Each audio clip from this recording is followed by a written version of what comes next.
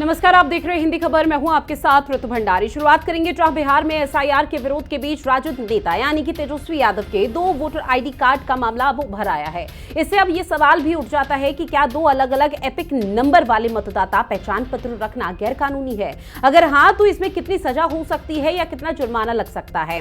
साथ ही आरजेडी नेता और पूर्व उप मुख्यमंत्री तेजस्वी यादव के 2 वोटर आईडी सामने आए हैं। उन्होंने बिहार की नई वोटर लिस्ट में नाम नहीं होने का दावा किया था, लेकिन 2 वोटर आईडी अब उनके लिए खुद मुसीबत बन सकता है, क्योंकि चुनाव आयोग ने इसकी जांच अब शुरू कर दी है।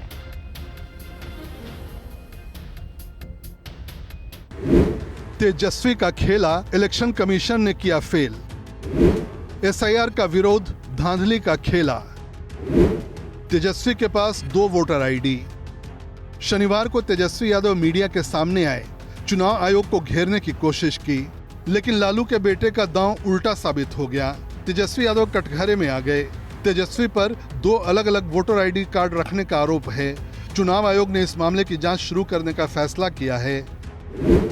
चुनाव आयोग ने कहा कि अगर दूसरा ईपीआईसी नंबर फर्जी पाया गया तो ये 1951 के तहत गंभीर अपराध होगा। इस मामले की गहन जांच होगी। चुनाव आयोग ने पूछा कि क्या आरजेडी कार्यालय से दूसरे फर्जी वोटर आईडी भी बने हैं।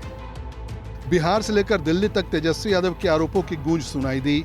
बिहार की सियासत में भूचाल क्यों आया, इसके लिए आपको तेजस्वी यादव का वो बयान सुनाते हैं जिसमें उन्होंने चुनाव आयोग पर आरोप लगाया, लेकिन वो खुद ही घिर गए। एपिक नंबर जो होता है, ईपीआईसी नंबर जो होता है, जो लोग जिनकी मृत्यु हुई है, जिनका स्थानांतरण हुआ है, या जो लोग जो है दूसरे विधानसभा चले गए हैं या शिफ्टेड है, आज उन लोगों को कम से कम इलेक्शन कमीशन को बताना चाहिए कि आखिर क्या कारणवश जो है नाम काटा गया। नाम काटा है तो नोटिस दिया है कि नहीं दिया है, और क्या आपका प्रोसेस रहा है, क्या तरीका आपने अपनाया है जिससे आपने मृत पाया या शिफ्टेड पाया या रिपीटेड पाया है। तो इसका जो जवाब इलेक्शन कमीशन को देना चाहिए। तो हम लोग तो लगातार इसी बात को जो है दोहरा रहे हैं, बताना चाहिए। तेजस्वी यादव के आरोपों का करारा जवाब बीजेपी सांसद और प्रवक्ता संबित पात्रा ने दिया। पात्रा ने कहा, ईपीआईसी नंबर डालने से तेजस्वी यादव का पूरा विवरण सामने आता है। वो ईपीआईसी नंबर वही ईपीआईसी नंबर है जो उन्होंने 2020 के अपने हलफनामे में डाला था, और उसी के आधार पर उन्होंने 2020 का विधानसभा चुनाव भी लड़ा। ऐसे में तेजस्वी यादव के 2 ईपीआईसी नंबर हो गए हैं। तेजस्वी के पास 2 ईपीआईसी नंबर कैसे हैं? क्या तेजस्वी यादव के पास 2 वोटर आईडी कार्ड हैं? ये जघन्य अपराध है। किस प्रकार की धांधली यहां चल रही है, इसके साथ साथ मैं हलफनामा भी पढ़ना चाहूंगा। पहले हलफनामा पढ़ूंगा, फिर आपको ये तस्वीर है। जिस तस्वीर में अलग एपिक नंबर था, जिसका नंबर है RAB 2916-120, जो गलत नंबर बताया गया था, कल प्रेस कॉन्फ्रेंस में जो बताया गया था, वो वोटर आईडी कार्ड देखिए आप। तो 2 वोटर आईडी कार्ड हैं। एक वोटर आईडी कार्ड जो मैंने आपको दिखाया और वह एपिक कार्ड के साथ यह है, और दूसरा वाला यह है जिसमें दूसरे एपिक कार्ड नंबर का जिक्र कल तेजस्वी जी कर रहे थे। यह है तेजस्वी यादव की हकीकत। बिहार में एसआईआर के विरोध के बीच राष्ट्रीय जनता दल नेता तेजस्वी यादव के 2 वोटर आईडी कार्ड का मामला उभर गया है। इससे यह सवाल भी उठा है कि क्या 2 अलग अलग ईपीआईसी नंबर वाले मतदाता पहचान पत्र रखना गैर कानूनी है? वोटर आईडी को लेकर बिहार में सियासी तपिश बढ़ गई है। आरोप प्रत्यारोप का दौर भी चरम पर है। चुनाव आयोग क्या कह रहा है, उसमें ये सिर्फ एक हिस्सा था, जिसमें हो सकता है लास्ट 3 डिजिट्स की वजह से या वेबसाइट की वजह से विसंगतियां आई हों, लेकिन उन्होंने तो बहुत महत्वपूर्ण सवाल पूछे कि पलायन कर गए लोग को आपने कैसे उसमें कर, इतने लोग परमानेंट, क्या दस्तावेज, मृतकों का कोई प्रमाण पत्र लिया है, बूथ वाइज और असेंबली वाइज डिक्लेयर करिए नाम पता के साथ, ताकि वेरिफिकेशन आसान हो सारी पॉलिटिकल पार्टीज के लिए। ये महत्वपूर्ण सवाल थे। इलेक्शन कमीशन ने दिखा दिया ना, मतदाता सूची में उनका नाम था। ये बिहार की जनता को और देश के जनता को भरमा रहा है। 2-2 जगह नाम होना, एक जगह फर्जरी नाम होना, ये तो जांच का भी विषय है। कि कैसे 2 जगह नाम था। चुनाव आयोग के द्वारा जो एपिक नंबर जारी किया गया है उसके तहत श्री तेजस्वी यादव का नाम मतदाता सूची में है। वो चुनाव आयोग को बदनाम करना चाहते हैं और चुनाव प्रक्रिया से हटना भी चाहते हैं।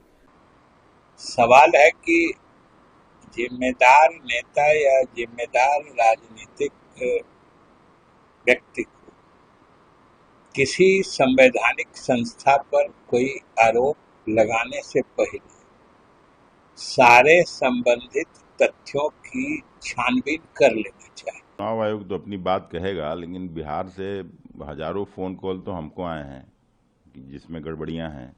मैं ये नहीं कह रहा हूँ कि उसको दुरुस्त करने की ज़रूरत है। चुनाव आयोग को भी राजनीतिक पार्टियों की तरह बयान देने की ज़रूरत नहीं है। अगर तेजस्वी यादव कुछ कहते हैं तो उसको सीरियसली लेना चाहिए, और नहीं तो इस तरह का बयानबाजी तो जैसे भारतीय जनता पार्टी करती है उसी तरह से इलेक्शन कमीशन भी करने लगे तो कैसे जनता उम्मीद करे कि फ्री एंड फेयर पोल ये लोग कराएंगे। मुझे लगता है कि एक बाबू को रिटायरमेंट के बाद केंद्र सरकार जिस तरीके से मुख्य चुनाव आयुक्त बना रही है उससे साफ हो जा रहा है कि अपने यसमैन को मुख्य चुनाव आयुक्त बना दिया। उसकी रिटायरमेंट के बाद एक लॉटरी लग गई, भाई उसको गाड़ी मिल गया, बंगला मिल गया, रुतबा मिल गया। अब वो सरकार के लिए जो है हर जगह ढोल बजा रहा है। करीब 2-3 महीने में बिहार में विधानसभा चुनाव होने हैं। ऐसे में आरोपों की झड़ी आने वाले समय में और देखने को मिलेगी। सत्ता के सिंहासन पर कौन बैठेगा ये तो आने वाला समय बताएगा, लेकिन ये तो साफ है कि बिहार चुनाव आरजेडी के लिए किसी अग्नि परीक्षा से कम नहीं है, क्योंकि आरजेडी ने अगर सत्ता में वापसी नहीं की तो पार्टी के लिए 5 साल का वनवास एक बार फिर से झेलना पड़ेगा। ब्यूरो रिपोर्ट, हिंदी खबर। और देखिए, बिहार में इसी साल के अंत में विधानसभा चुनाव होने हैं। हालांकि ज़्यादा समय बचा नहीं है, लेकिन अभी से सियासत शुरू हो चुकी है। और सियासत शुरू होने के साथ साथ सबसे जो हाईलाइटेड मुद्दा है वो है एसआईआर का मुद्दा। एसआईआर के मुद्दे पर खूब जोरों के साथ न सिर्फ बिहार बल्कि पूरे देश भर में सियासत देखने को मिली है। अब ऐसे में तेजस्वी यादव ने आरोप लगाया था कि मतदाता सूची से उनका जो वोटर वो पहचान पत्र है, जो नाम है, वो काट दिया गया है।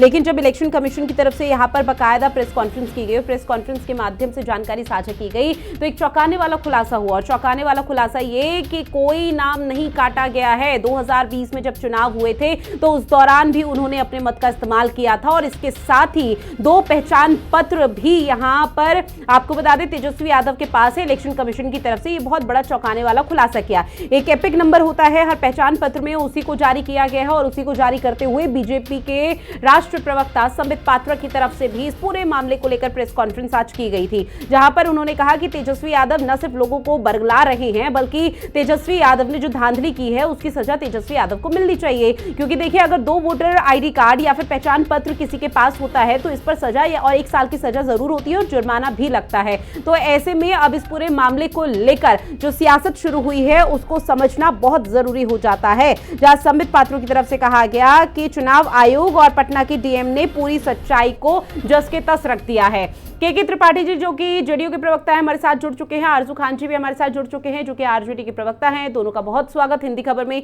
शुरुआत आरजेडी के प्रवक्ता के साथ करूंगी, आरजू खान जी आप ही के साथ, कि एसआईआर का मुद्दे को लेकर खूब बहस हो रही थी, और जब बहस हुई तो इसके साथ ही अब यहाँ पर चौंकाने वाले खुलासे आ गए कि 2 पहचान पत्र है। हालांकि ये तो क्लियर हो गया, जो तेजस्वी यादव ने आरोप लगाया था कि उनका नाम काटा गया है वोटर लिस्ट से, लेकिन वो नहीं काटा गया, वो तो सबके सामने अब सवाल अभी भी बरकरार है। और सबसे बड़ा सवाल यह है कि भारतीय जनता पार्टी जो आरोप लगा रही है कि leader of opposition Tejashwi Prasad Yadav के पास 2 एपिक नंबर हैं। हाँ। इलेक्शन कमीशन ये चीजें नहीं कह रहा है कि उनके पास 2 एपिक नंबर है। उसने अलग से एक बताया है, बयान दिया है कि ये एपिक नंबर उनका नाम है। और पूरे देश की समक्ष जनता के सामने, मीडिया के सामने प्रेस कॉन्फ्रेंस करके leader of opposition Tejashwi Prasad Yadav ने वो बीआरएफ जो नंबर थे, जो एपीआईसी नंबर थे, उसको बताया। तो हाँ। अब ये बताइए कि इलेक्शन कमीशन ने तो ये कहा नहीं है कि उनके पास 2 वोटर आईडी है। कह कौन रहा है? भारतीय जनता पार्टी के बड़े नेता या प्रवक्ता कह रहे हैं प्रेस कॉन्फ्रेंस करके, और उसमें जो है किसी तरह परसेप्शन फैलाने की कोशिश कर रहे हैं। हम चाहते हैं कि इलेक्शन कमीशन आए और इस जांच प्रक्रिया को बताए कि क्या 1 है या 2 है। हम तो वही कहेंगे। और एक चीज और मैं बता दूं कि आपके जो है रिटायर्ड आईएएस अधिकारी है व्यास जी, वो और उनकी पत्नी का नाम नहीं है। ऐसे 65 लाख मतदाताओं से ज्यादा मतदाता हैं जिनके पास एपिक नंबर कुछ आ रहा है, वो अपना डाल रहे हैं तो नॉट फाउंडेड दिखा रहा है। तो इन सब सवालों का जवाब है जब आईएएस रिटायर्ड अधिकारी उनका खुद नाम चला जाता है, उनकी पत्नी का नाम चला जाता है, रिकॉर्ड नॉट फाउंडेड बताता है। तो ऐसे तो बहुत लोगों के साथ हुआ है।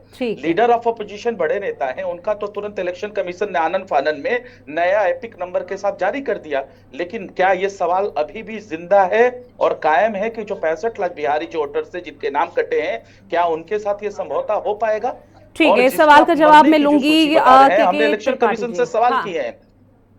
ठीक है आरजू खान जी, इस सवाल का जवाब मैं के त्रिपाठी से लूंगी, लेकिन उससे पहले एक और सवाल आपसे ये कि तेजस्वी यादव की तरफ से ये क्यों कहा गया कि उनका नाम काटा गया? नहीं, जो चीज इलेक्शन कमीशन की तरफ से जो बीएलए ने जो फॉर्म दिया था, जो एपिक नंबर था, उस चीजों को उन्होंने शेयर किया, वहां रिकॉर्डेड नॉट फाउंड दिखा रहा था। तो क्या इलेक्शन कमीशन वो जो बीएलओ के हाथ से जो फॉर्म भरी थी जिसपे एपिक नंबर दूसरा था, जिसपे उनका वोटर आईडी था, उन्होंने वो डाला, नॉट फाउंडेड दिखाया और घंटों भर के अंदर नया एपिक नंबर के साथ इलेक्शन कमीशन ये कहती है कि उनका नाम है।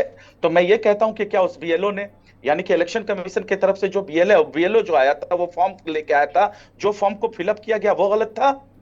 मैं तो यही सवाल कर रहा हूं इलेक्शन कमीशन की तरफ से। निश्चित तौर पे ये सवाल लगातार पूरा विपक्ष पूछ रहा है, लेकिन एक छोटा सा रिएक्शन और उसके बाद सीधा के त्रिपाठी जी आपके पास आऊंगी, ज्यादा इंतजार नहीं कराऊंगी। आरजू खान जी, अगर तेजस्वी यादव को किसी तरह की कोई कमी पाई गई थी या तेजस्वी यादव को लगा था कि नॉट फाउंड, जिस तरह से आप जिक्र कर रहे हैं कि अगर इस तरह की स्थिति थी, तो तेजस्वी यादव को क्या मीडिया के सामने आके रिएक्ट करना चाहिए? क्या किसी आयोग के पास वो नहीं गया, आयोग के पास शिकायत नहीं की गई तेजस्वी यादव की तरफ से? क्यों नहीं करना चाहिए? क्यों नहीं करना चाहिए मीडिया के सामने?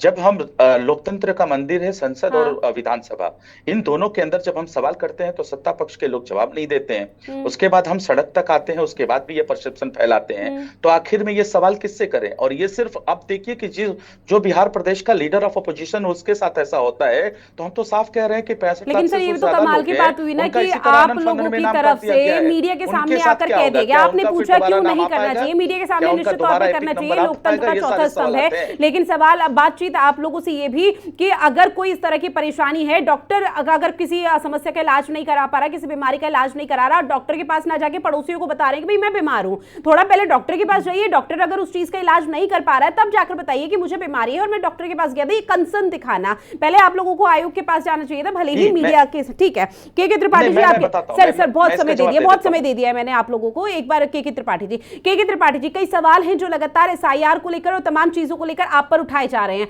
अब ऐसे में ये पूछा जा रहा है कि भाई अगर मसला था तो हमने तो मीडिया के आगे बोल दिया, लेकिन अचानक महज कुछ घंटों के अंदर ही अंदर एपिक नंबर कैसे जारी हो गया? क्योंकि जब वो यहां पर सर्च करते हैं तो वो यहां पर आईडी नॉट फाउंड लिखा आता है।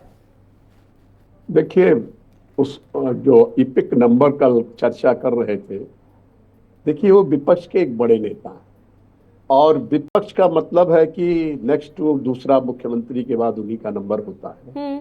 संवैधानिक संस्थाओं पे इतनी जल्दी उस पे हमला करना, ये लगता है कि इमेच्योरिटी का सवाल है। और बिहार में जब से एसआईआर हो रहा है तो सबसे ज्यादा परेशानी तो इन्हीं को है। इसलिए परेशानी है कि इनके जो गलत वोटर बने हुए हैं, कल मैं देख रहा था चैनल पे, 24 चैनल पे, एक भी आदमी इनका उस पे नहीं है, आपके बीएलए नहीं है इनका। एक आदमी, एक भी बीएलए आदमी किसी पार्टी को नहीं मिला ढूंढे। आपके पास इतनी बड़ी फौज है, आप उनसे लगाइए। आपके पास दो एपिक नंबर कैसे आ गए भाई?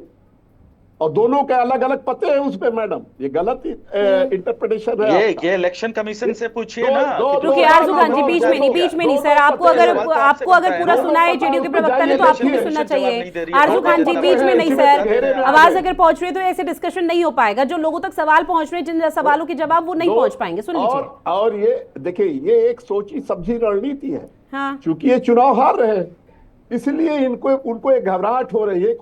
अरे भाई, वोटर को हम कोई प्रवक्ता उसके नहीं है चुनाव आयोग के, लेकिन हमको भी तो चिंता, हम तो 20 साल से वहां जनता ने हमको दिया है, हमने कभी सवाल नहीं उठाया। हम कितनी बार चुनाव हारते थे, 15 साल लगातार लालू यादव का था। लालू यादव के जमाने में क्या होता, कोई वोट डालने पाता था क्या?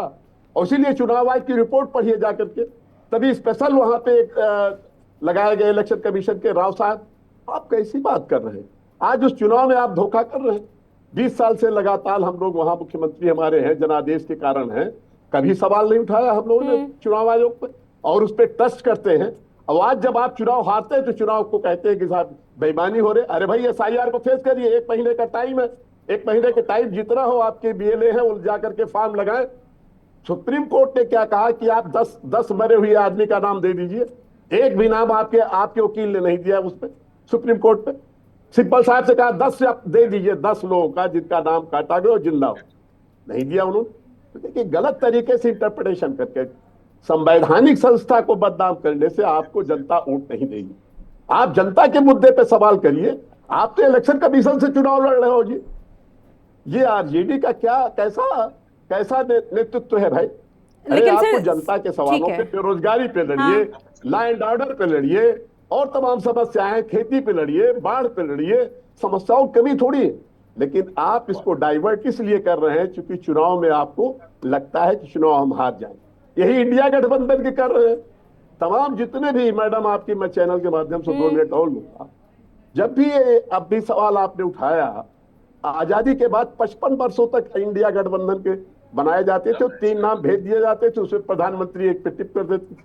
उठा के जरा देखिए, उसमें से हर आदमी को बनाया गया है। जैसे चुनाव आयोग से हटते थे वैसे राज्यसभा या केंद्र में मंत्रिमंडल दिया गया है। क्या बात आप करते हैं? दूसरे, जब पहले अपने घर को देखिए, जिसके घर खुद शीशे के होते हो, दूसरे घर पे पत्थर नहीं फेंका करते हैं। ये प्रवक्ता को समझना चाहिए। और ये हमारे जो तेजस्वी यादव हैं, युवा हैं, अभी उनको बड़ी लंबी पारी खेल ली देश में, इतनी जल्दी आफत में आकर। सर, एक और के त्रिपाठी जी, एक और सवाल, चूंकि चुनाव आयोग की तरफ से ये भी कहा गया कि जो एपिक नंबर से उनका नाम मतदाता सूची में क्रमांक 416 पर सुनिए बिहार की जनता में एक माहौल ठीक है सर, बिहार में कई मुद्दे हैं जिस पर बातचीत होनी चाहिए और निश्चित तौर पर विपक्ष को उन्हीं मुद्दों पर बात करनी चाहिए। लेकिन सवाल आपसे ये कि चुनाव आयोग की तरफ से कहा गया है कि जिस एपिक नंबर से उनका नाम यानी कि तेजस्वी यादव का नाम मतदाता सूची में क्रमांक 416 पर प्रकाशित हुआ था, वो वही है जो उन्होंने 2020 के चुनावों के दौरान अपने नामांकन पत्र में मेंशन किया था। अब ऐसे में सर्वोच्च नेता के पास 2 एपिक नंबर हैं, तो कार्यकर्ता का क्या हाल होगा? ये आरोप आप लोगों की तरफ से लगाए जा रहे हैं, इसलिए तो RJD पूछ रही है, आप लोगों को कैसे पता कि 2 वोटर ID कार्ड, पहचान पत्र उनके पास है? के त्रिपाठी जी, आवाज पहुंच रही है सर? देखिए 2 ID कार्ड रखने के बावजूद भी जब वो इलेक्शन कमीशन को कटघरे में खड़ा करते हैं, ये तो एक दिवालियापन है ना।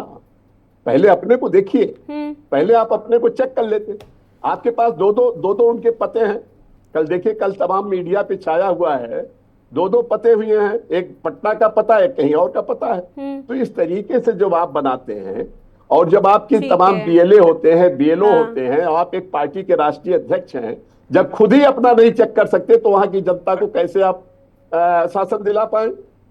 कैसे उनके मांगों ठीक है को सर, ठीक है। अब आरजू खान जी को अपनी बात रखने दीजिए सर। आरजू खान जी, बात रखिए जल्दी से, जो सवाल उठा रहे हैं उनका जवाब। सबसे बड़ा सवाल है ये बेशर्मी, ये जो बेशर्मी से ये जो कह रहे हैं कि 2-2 है, ये जनता दल यूनाइटेड के प्रवक्ता या भारतीय जनता पार्टी के प्रवक्ता या नेता कह रहे हैं, इलेक्शन कमीशन नहीं कह रहा है। तो आप नेशनल टीवी पे बैठ के ऐसे झूठ मत बोला करिए के त्रिपाठी सर।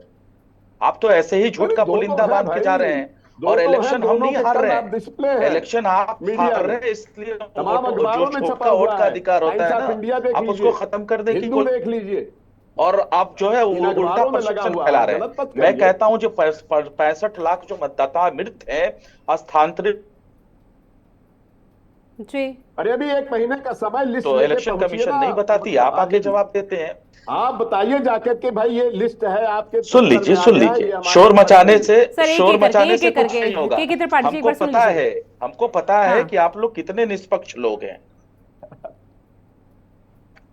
मैं चाहता हूं मृतक मतदाताओं के परिजनों से कौन कौन सा दस्तावेज लिया गया जिसके आधार पर उनकी मौत की पुष्टि हुई, इसको इलेक्शन कमीशन कब बताएगा? ये कैसे बताएगा? ये सारे सवालात है ना, ये हम इनसे पूछ रहे हैं, लेकिन ये बताते नहीं रहे हैं। क्या इनकी फिजिकल वेरिफिकेशन हुई थी? ये भी इस सवाल का जवाब नहीं बताते हैं। सिर्फ जो है ये टीका टिप्पणी करने के लिए बैठ जाते हैं। हम कहते हैं इलेक्शन कमीशन कह ही नहीं रहा है। भारतीय जनता पार्टी पूरे देश में ये फैलाना चाहती है कि leader of opposition Tejashwi Prasad Yadav के पास 2 वोटर आईडी है, और मैं कहता हूं कि इलेक्शन कमीशन कह नहीं रहा है, तो आप किस आधार पे कह रहे हो?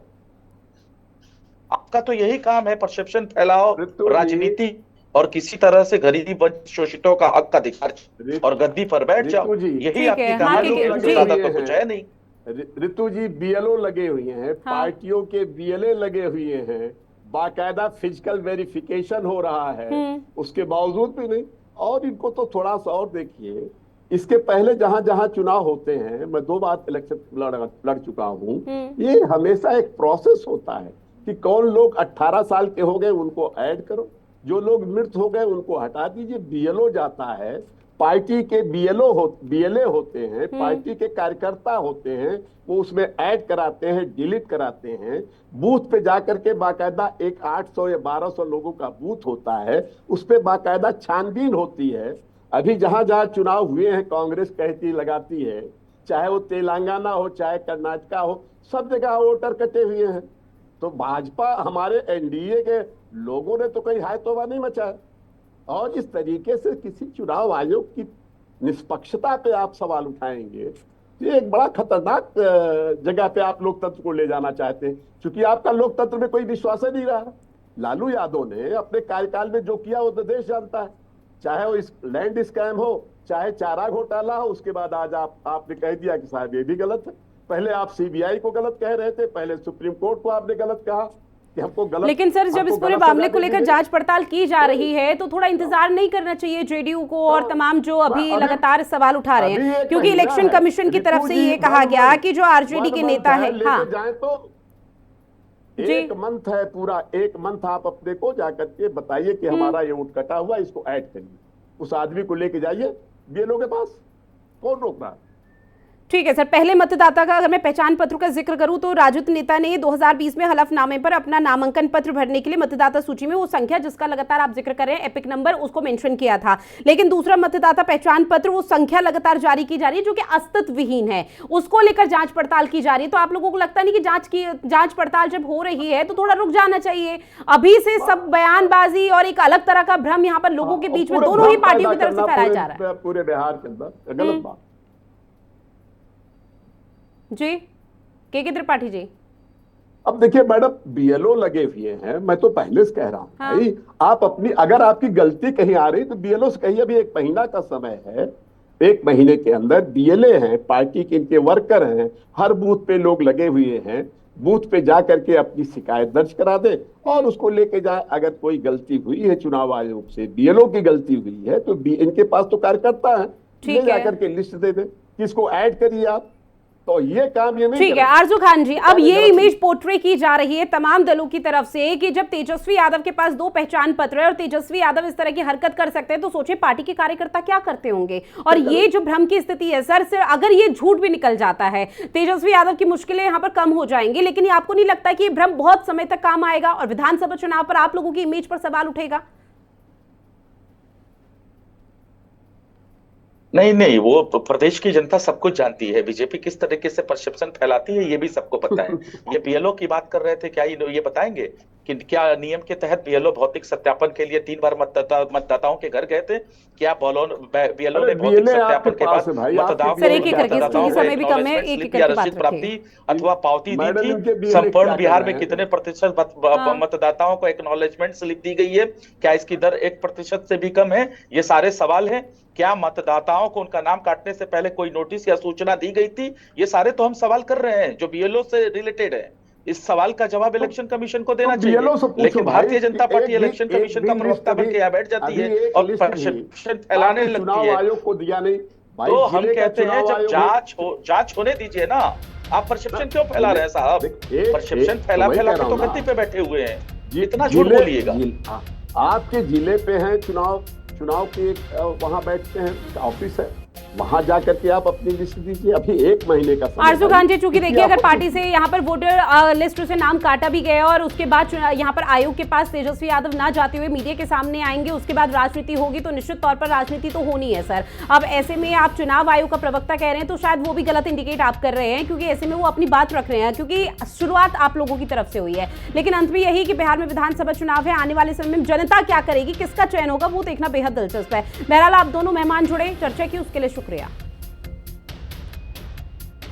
और फिलहाल इस खास पेशकश में इतना ही। आप बने रहिएगा हिंदी खबर के साथ। नमस्कार।